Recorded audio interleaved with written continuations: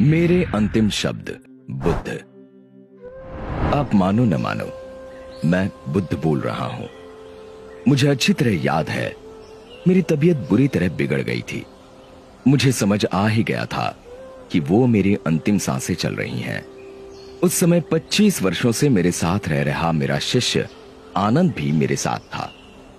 निश्चित ही मेरी ये हालत देख वो बहुत दुखी हो गया था। इधर उसका ये हाल देख मैं आश्चर्यचकित था कि यदि उसे सिर्फ मेरी संभावित मृत्यु से इस कदर दुख पकड़ रहा है, तो फिर उसने जीवन भर मुझसे सीखा क्या?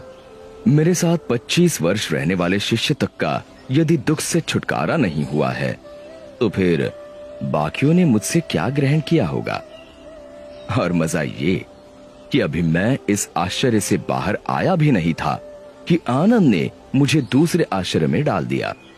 उसने मुझसे पूछा, मुझे ऐसा सत्य दीजिए कि मेरा हमेशा के लिए उद्धार हो जाए। अब मैंने क्या जीवन भर असत्य कहा था, जो अंतिम वक्त कोई महान सत्य अपने प्रिय शिष्य को देकर जाता? और फिर मैं किसी को सत्य देने वाला कौन? मैं तो सिर्फ राह दिखा सकता हूं। बाकी तो सही मार्ग पर चलकर सत्य मनुष्य को स्वयं पाना होता है।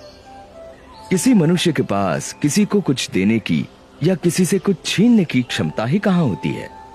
सो मैंने उससे कहा, भाई आनंद, अपदीपो भव, यानी अपने दीप स्वयं बनो।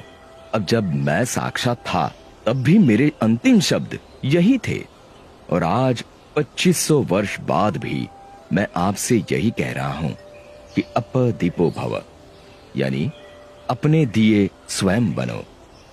और सच कहूं तो ये मेरे मुख से निकले तमाम शब्दों और व्यवहारों का सार है। मैं दावे से कहता हूं कि यदि आप इसे गांठ बांध लेंगे तो आपका तत्क्षण उद्धार हो जाएगा। मुझे राह दिखानी थी तो दिखाकर चला गया। अब उस राह पर चलकर अपना सत्य आपको पाना है। इसमें मैं कुछ और नहीं कर सकता। सोचो ये कि जब मैं साक्षात था तब कुछ नहीं कर सकता था, तो अब मेरी मूर्तियां या मेरे जैसे वस्त्र पहनना क्या कर लेगा? सो इन सब नौटंकियों से छूटो और स्वयं को भ्रम में डालने से बचो। सीधे सीधे मेरे बताए मार्ग पर चलकर अपने जीवन का सत्य खोजने में लग जाओ।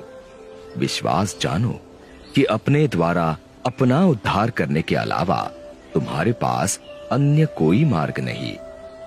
आपको अपना दीप बनकर अपने को रोशन स्वयं ही करना पड़ेगा।